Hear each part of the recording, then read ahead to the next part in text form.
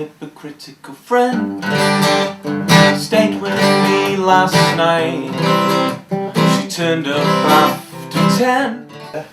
Hello and welcome to Calling Carlisle. Today I'm joined by Will and Dan from My Little Brother. Hi guys, how you doing? Yeah, good, thanks. To get things started, tell us a bit about the band. Where did it all start?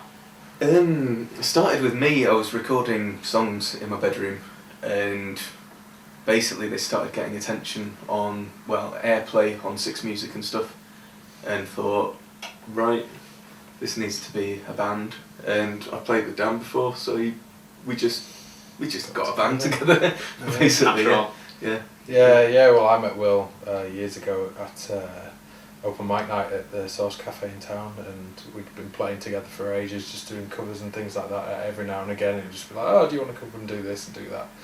And then he just told me about this project he was doing, and I ended up getting involved. So for anyone that doesn't know, how would you describe your sound? Like, who would you compare yourselves to? We've been compared to a lot recently in the reviews and stuff. Everything from, it's kind of, I'd call it pop before pop became a dirty word. So like 60s pop, sort of 60s, 70s pop, that sort of thing. But we've been compared to Arctic Monkeys, we've been compared to the Beatles, we've been compared to... Someone said Oasis the other day. Someone said Oasis the other day, which yeah, I found very odd. But we've been compared to a lot of varying stuff, yeah. But it's heavily influenced by 60s pop. So you say your inspirations come from like the 60s? And Yeah, just I like songs. I like melodic songs with loads of harmonies and catchy songs. So yeah, I would say that's the main influence. So how many gigs do you think you've played all together, and if you could choose the best one, which one would you say it was? Out of the four. Yeah, well that's it. Well, the thing is, we've gigged as a full band like probably only about 5 times. Yeah, we've gigged as a duo Quite many a number more of than times, that. and we've gone off and done gigs in London, Manchester, and things like that for absolutely zero money, and just. But to be honest, I think the best gig. I think it was the album launch, probably. Possibly. Either that or the first one at the Source. Yeah, it was either the Source one or that one. The album launch was amazing. It really was. I would go with the album launch for me. Yeah. So do you think it's more special to play like the local venues, or do you prefer going a bit further afield? And I don't care, to be honest. I just like playing. I don't care where I do it. If people come in and people enjoy it, I'd happily play absolutely anywhere. It's nice to play locally because it means your friends and family can come along. So obviously it makes it a bit more special. Yeah. It's nice when you play in front of strangers, because if they're coming up to you afterwards and they're just saying from that one experience that you're really good and they have no kind of attribution to you, it's quite nice to get that. But it's always good playing to the people and they all know you and stuff, and we got a great mix of that on Saturday at the album launch, so I think that's why it's kind of up there. Yeah, full of loads of friends and loads of people we've never seen before, so it's a good mix. So apart from, I know you say not that bothered about where you play, but apart from the local venues, where do you like going especially? Glasgow in particular is a fantastic city to play music in. And London's always fun just because there's something kind of magical about London, I think. I'd agree. In Carlisle in particular, there's 3 main venues. We've got the Brickyard, the Sand Centre, and the new place, the Venue, that's just opened. Got reopened. Do you think that Carlisle and the surrounding area benefit from something like an O2 Academy being brought? No. I don't think we need one. The O2 Academy, there's been a lot of people who've brought up the idea of an O2 Academy, and it's a fundamentally flawed idea, because every single academy in Britain is in a major city surrounded by a lot, and I mean a lot, of feeder towns or adjoining cities. So like Newcastle has Sunderland, Glasgow has Edinburgh and everything like that.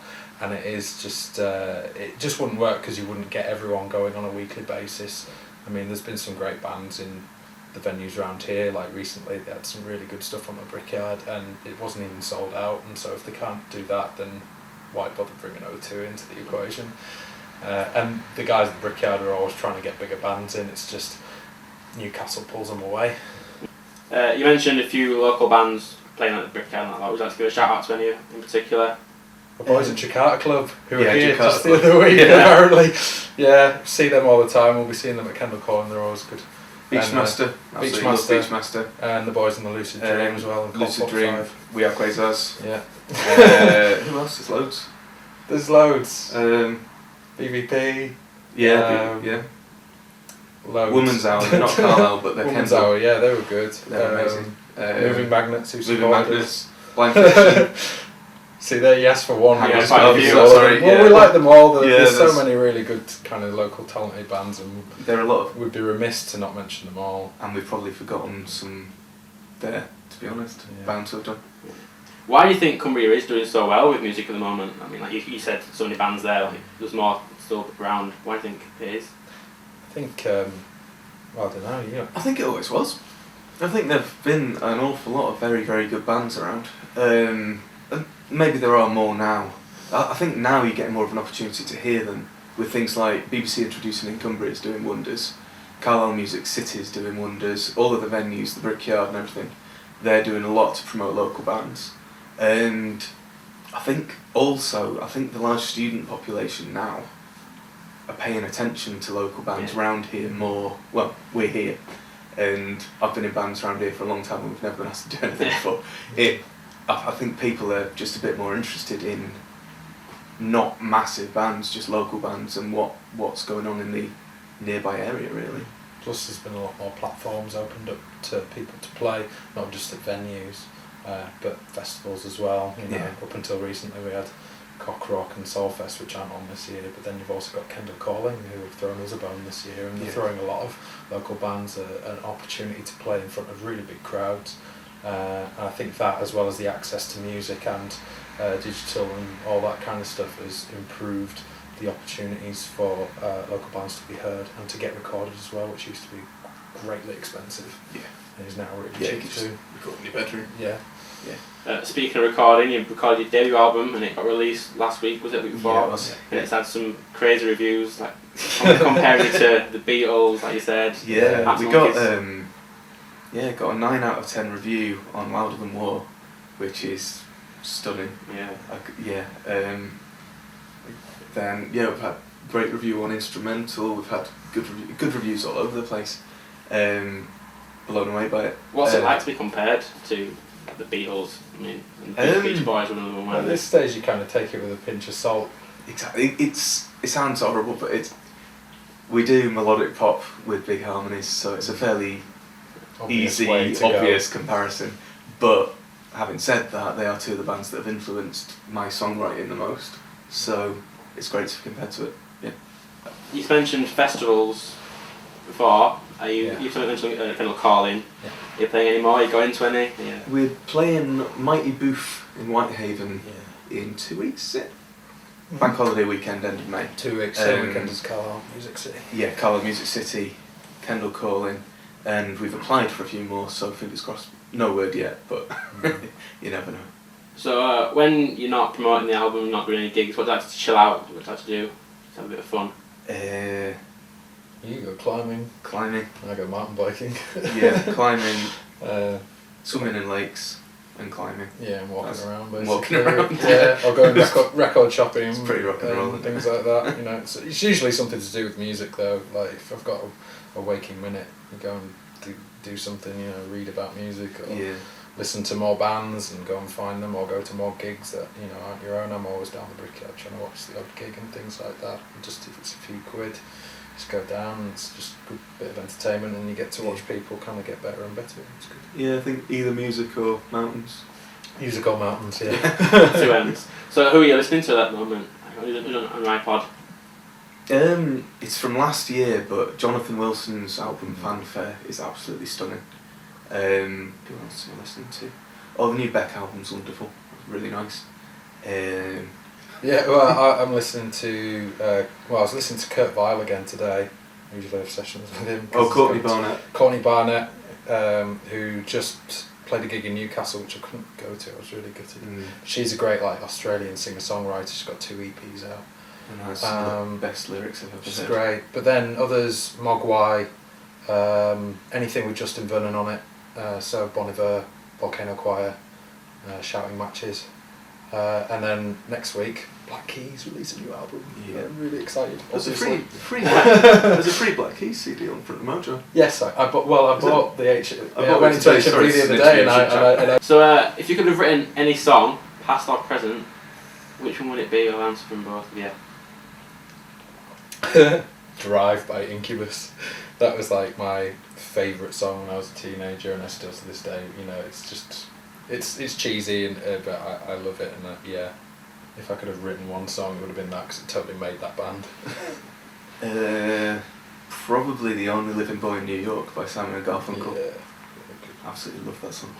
It really, it's one of those songs that's really simple, and yet there's no way I could have ever written it. It's like, oh yeah, beautiful song. So, what would you say your proudest achievements have been for the band so far? I think the album launch. I think doing a gig, not knowing if anyone was going to come, and it sold out. Well, it was so full they had to open the fire doors to let people spill out into the car park. Yeah. So having that and then playing well, which we did, and I think just getting that out and then seeing the reviews for the album as well, it's phenomenal. Yeah, there's a bit of trepidation going into that because of where it was, and we hadn't really been before, and it was in a brewery. It wasn't in a live venue, so the sound and everything like that. But then it just turned out to be brilliant, and like Will said, so many people showed up, and it was just beyond belief. And it was really, really good. Mm. So finally then, what's in the future for My Little Brother? Gigs, and more gigs. Really. and probably more recording. Yeah. It would be nice to do an album with everybody. Yeah, really. Exactly. Yeah, So that'll get be the next everyone one. recorded on the album. Yeah. I've been Joe. This has been Calling Carlisle. I'd like to thank Will and Dan, My Little Brother again. Thank you. To end the show, you're going to do a song for us. What's it going to be? My Hypocritical Friend. 1, 2, 3, 4.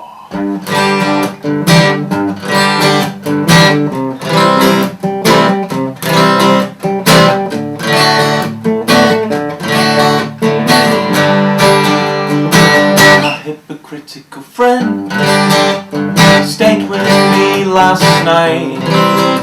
She turned up after 10, so she wouldn't have to fight with a man she doesn't understand. She's not part of his plans, my hypocritical friend.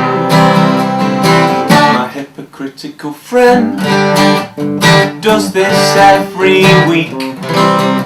She turns up at my door when she's far too drunk to speak, but I love her when she rolls up in my covers, and I don't want another hypocritical friend. I've had a bottle of wine, so can we save this for another time? It's all she seems to say. I've had a bottle of gin. You know I want you, but I'm still with him. It's when I should have walked away.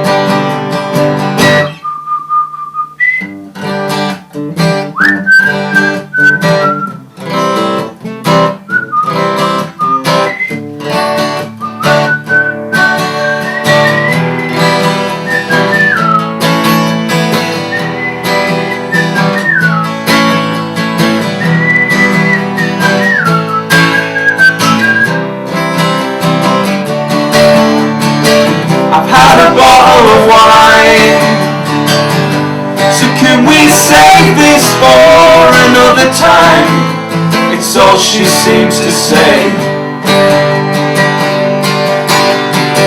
I've had a bottle of gin. You know I want you, but I'm still with him. It's when I should have walked away. My hypocritical friend stayed with me last night. We had that talk again about how I'm always too polite, but I'm just a man who doesn't understand how I'm not part of the plans. My hypocritical friend, my hypocritical friend.